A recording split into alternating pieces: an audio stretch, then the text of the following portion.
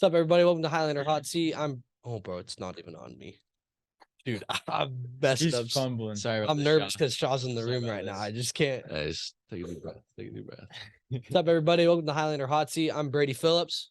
Dawson Green. Gunnar Burt. And today we are joined by the all-time leader in points scored, rebounds, and points in a game, 48 points at Kelso. Selected to All-League 4 straight years, two-time 3A GSHL Player of the Year. Led Kelso to back-to-back sixth-place state finishes, the highest in school history, and set the tournament state scoring record with 122 points. Shaw Anderson. All right. All right. Thanks for being on today, Shaw. I appreciate it. Oh, yeah. Thanks for having me. No problem. All right. First question here for you. Who impacted you the most while you were at Kelso? Ooh, there's a lot of people that could go on the list, but the most I would definitely have to say is Coach Kinch, just because, knowing him for 4 years, you don't have a teacher every year, like repeatedly, but I was with Coach Kinch for 4 years and I learned a lot from him. Yeah. Looking back at your career at Kelso, who was the toughest player you played against? Ooh, there was a lot of tough players, definitely in the league. The first name that comes to mind was Prairie's Cameron Osborne. He was really a tough matchup for a lot of teams in the league. But there was also a lot of great players that we played outside of the league in my 4 years. I mean, at state, we played my sophomore year, we played Emmett Matthews. My junior year, we played Eric Stevenson. My senior year, we played like Raekwon Battle. So, I mean, those are all high-level D1 basketball players that are very good and still playing right now.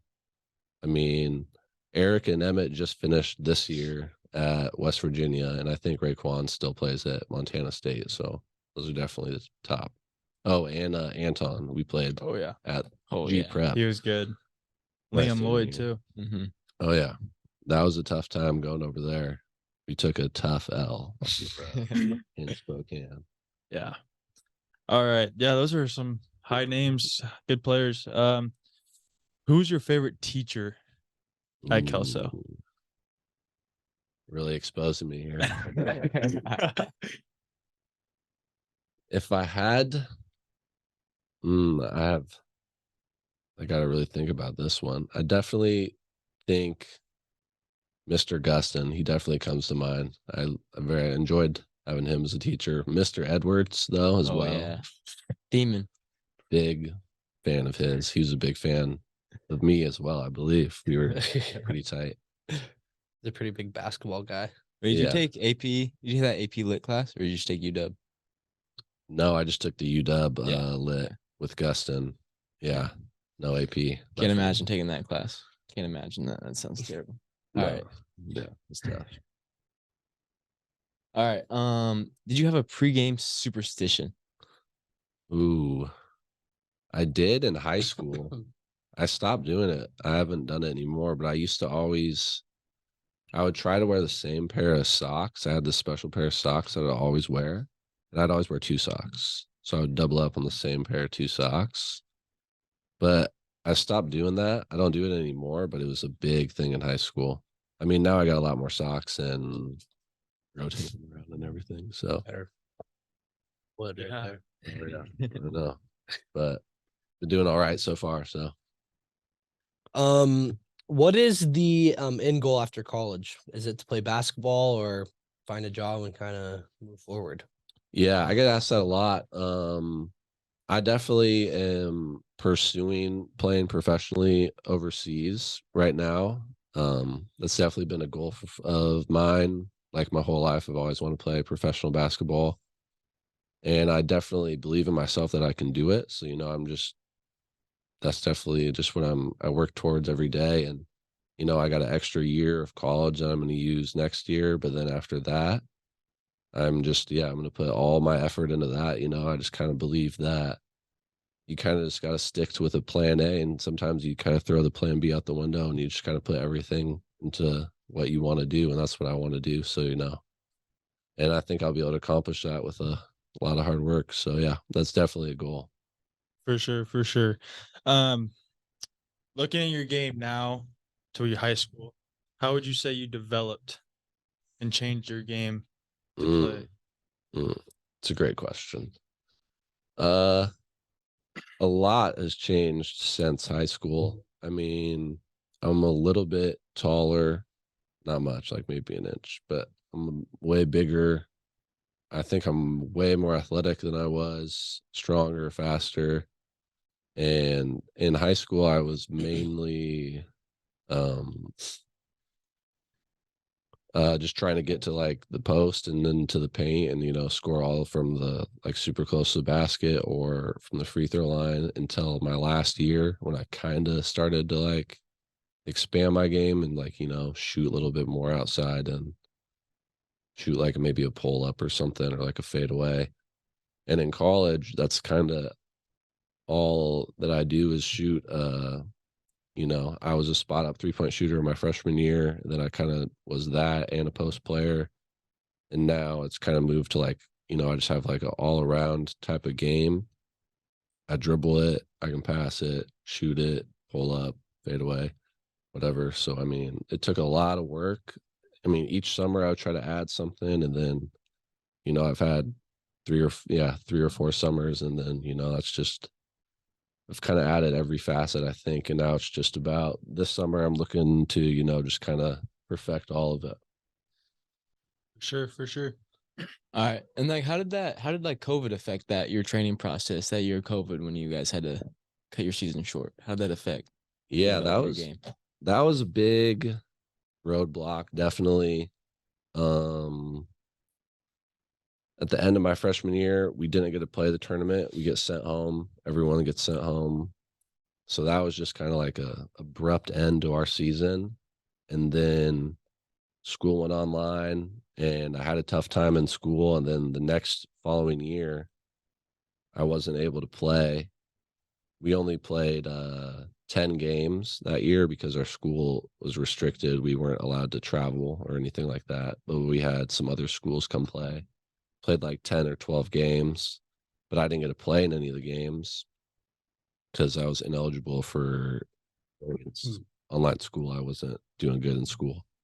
But then that ultimately helped me a lot because I saw the game from like a different perspective. I was on the bench and I still practice and everything. So I mean, my like game was fine. I was practicing, my shot was good, I was healthy, athletic, moving around. But I switched like a mental thing. I just saw the game from like the coach's perspective and kind of learned some different in and outs of the game that I never really understood before. And I think that really helped me mentally understand the game, understand like what the other coaches' schemes are, what our schemes are, how different players like to do different things. And that helped me a lot into the following year when we were able to get back and play. And I was able to do work a lot smarter and, kind of save your body a little bit because it is such a tough game that you can get wore down a lot easily. But I was able to like save that, with my mind working a little bit harder and stuff like that. Love that. All right. And then come back to Kelso. What would you say your favorite class would be? It's a good question. Been a long time since I had a high school class. It's hard to remember. I definitely liked my UW literature class with Gustin. I had a good group of people in that class. The class was always pretty chill. I like a quiet room, I'm pretty reserved. Well, you'll get that in Gustin's class. That's why I mean, I remember doing that. I remember, just sitting there doing your work, maybe listening to music. And I remember watching the movies. It was always a good time. So I'd probably say Great movies in that class. either that one. I mean, you obviously love like weightlifting, PE, but Gustin, I think. Yeah. What is your favorite place to eat in Kelso and then up in Seattle? I just went the other day. I went to Junior's Tacos is my favorite place. As soon as I got back, the first day I was back, I went there with lunch with my friend, and it was hit the spot. Oh, yeah. Perfect. Always I love does. Junior's Tacos. Ooh, in Seattle, there's a sushi restaurant called Wasabi. It's like downtown. It's a really good sushi. I don't really like sushi all that much in high school, but I started eating it once I got to college, and it's like my favorite. Like after 9 o'clock, it's like happy hour, so it's like super good deal, and you just go get a couple rolls. Have to try it sometime. And then how would you compare Dick's Drive-In to a burger place in town like Nibs? Dick's is it's so hard to beat the Dick's Drive-In because the prices are just so. I mean, they're the best. You can get such a good deal, but I would honestly say the burgers are like a little bit similar, like a Nips burger and a Dick's burger. I think the Dick's burger is better. No hate to Nips over there, but Yeah, we're not sponsoring Nips with this, so Yeah. it's all good. no, yeah. Gonna go off script a little bit here. March Madness. How's your bracket looking, and who do you want to win it? My bracket's not bad. I mean, it's obviously not very good. I didn't have a lot of the upsets. Pretty crazy year. Yeah. But I got Gonzaga winning it all. Of course, the best team every year. But they're still in the hunt right now. And I'm Big win expecting tonight. a big win tonight. Yep. If I get this win tonight, I'll definitely be first place in my bracket, like my league, my buddies. But I can see them winning it all. Me too. That's what Yeah. I mean, I'm going to say They're solid. 8 trips in a row to the March Madness, and you haven't pulled through once. I mean, Nobody's talking they've about it this year. consistently choked. I got Kansas State. I've already said it before on the podcast. Kansas State is going to win it. No. They got that little I don't Keeler elf think guy so. up there. shooting threes. These. He's good. Marquise, that guy. Yeah. He's good. Yeah. That's a good underdog pick. But Did we go favorite league opponent? Who's your favorite league opponent to play against? What is it the GNAC? Is that the conference? yeah, that's where my school is. Yeah. My favorite opponent in the GNAC? Yeah. Ooh, to play against? Probably either Central Washington or Western Washington, because those are like kind of the rivals to Seattle Pacific. So definitely playing at both of those schools is really fun. Does But it get pretty rowdy? yeah, a little bit, especially at those schools, because it's such a like on the road, just such a tough environment. But then that's just like when it's the most fun, So Yeah. So playing at you those so you schools. like to play at away games rather than having your home crowd? No, I definitely like home way better, but I do. There is just like an element of going into somebody's like gym and like winning on the road. It's just like super satisfying. So. Mhm. It's a pretty big like a party bus on the way home, is it? If you get like a good win, yeah, it's a real good energy, high energy, good vibes on the way home. But high school. Who would you say would be more fun to play against in our 3A league? I always liked playing against either Prairie or Mountain View. I mean, Prairie was the best, like the other best basketball school in our league, but Mountain View as well, just because I don't know. I hate those guys. Anytime you win, coach gets happy. So Definitely. or Prairie. Yeah. Yeah. No, for sure. When you playing when they had the who were the tall Frazier? Is he playing? What's his name? Mark Frazier? Yeah. Yeah, him. Yeah, no, I played against him. Yeah, my senior year. He was pretty good. Shoot. Well, do we have anything else? Oh yeah. So a lot of people are wondering, what was the inspiration behind you like starting to get your tattoos? Because Oh, yeah. all these getting tatted up. Can we see one? Do you have it? Where are they at? They're covered arm up. tat. Tat. I got some wrist ones you can kind of see, but I always wanted to get tattoos. I just knew that since I was like a kid. I like always saw people in movies or basketball players, football players. Excuse me. And I always knew that I wanted to get some. And then when I was 18, I got my first one.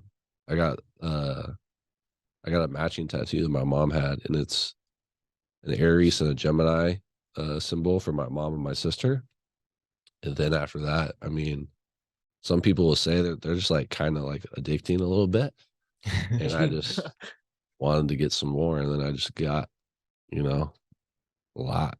I'm not in that stage anymore. I'm not like wanting anymore. So I'm kind of over that now. And then, I'm kind of done with it, but I like all my tattoos, I think they look cool. No regrets about them. Parker Payne, any questions?